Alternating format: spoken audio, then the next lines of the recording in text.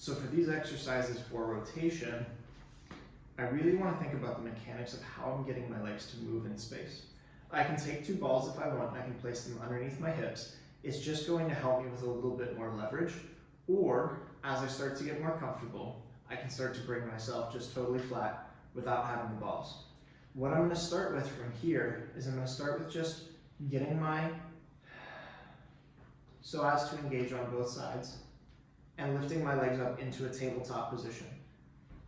Now from here, I want to almost imagine that my pelvic floor is like an upside down triangle, or better yet, a fan.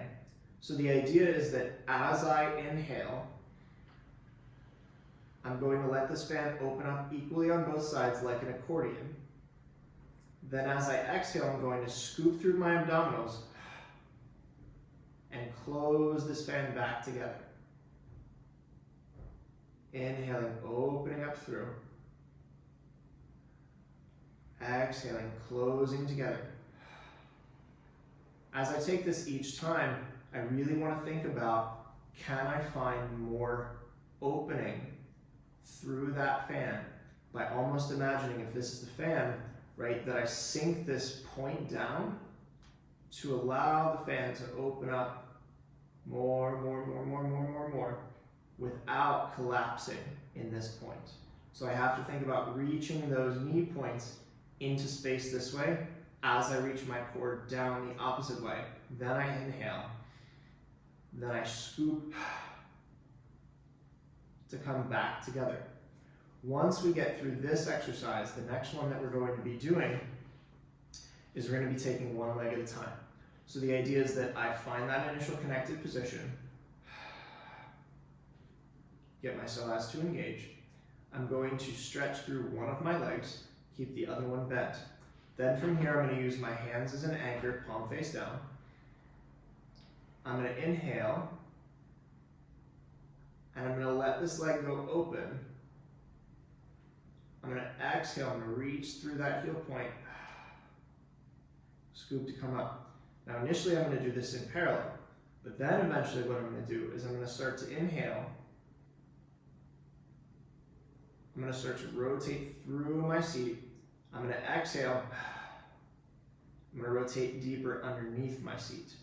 I'm going to inhale.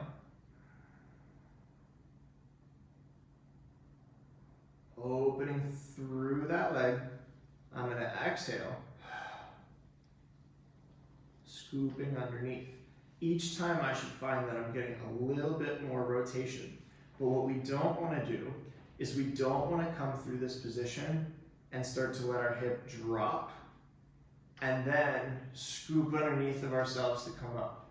We want to think about the energy out through the heel and down through the hip at the same time that causes this rotation to happen in my core. If I find that I'm getting really grippy in my hip flexors, typically what it means is two things. A, I need to put balls underneath because I don't have that range of motion flexibility.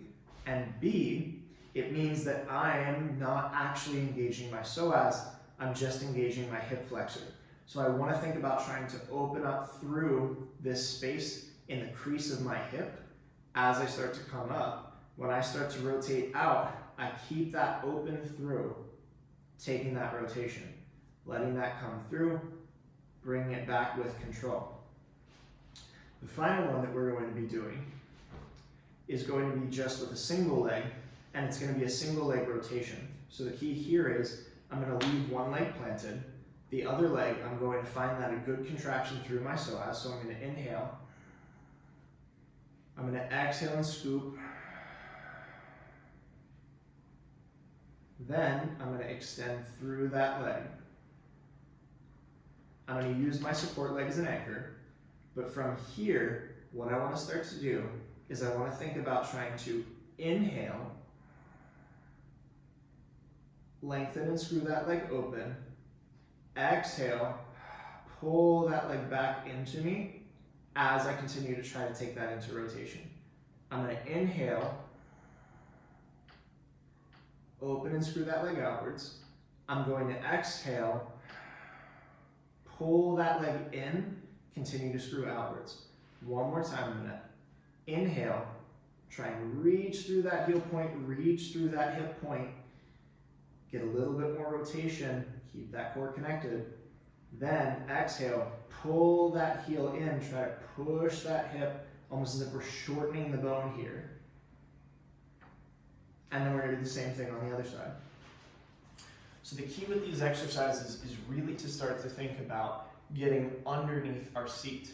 Typically when we tend to extend through our legs, we don't get underneath our seat a lot. And what that means is that I start to take my feet first, and then I don't get a whole lot of rotation in my leg. If I think about taking that and then keeping my leg where it is and bringing my foot back to actually being in alignment with my knee, I really didn't rotate all that much. This is about the range of motion that I got. So what I want to think about is, can I start to actually increase that range of motion by bringing it more from the hip and less from the foot? So these are going to be the exercises that are going to help you to start to actually get underneath your seat properly. Remember, rotation is a function of core connection to gluteal connection. If I don't have proper core connection, I'm not going to have proper gluteal connection. So we need to get these two things starting to gel together. Once they gel together, then we can start to look at, okay, how am I using those forces of opposition to get more range of motion? So in the last two exercises, the big key I want you to think about is this femur bone lengthening on the distal end, meaning the end that's further away from the hip, lengthening, and then this hip point lengthening down into the ground itself. As we come the opposite way, we try to take this point and pull it back towards us, and we try to take this point and push it forward. Now I don't mean tipping your hips, I mean the idea of the actual bone itself. So if we think about this like the femur, this is the head of the femur, it sits into the pelvis like this, right? As I start to take that rotation, I'm really thinking about trying to pull these 2 points apart from each other. Then as I start to continue that rotation on the exhale, I'm trying to push these 2 points together into each other.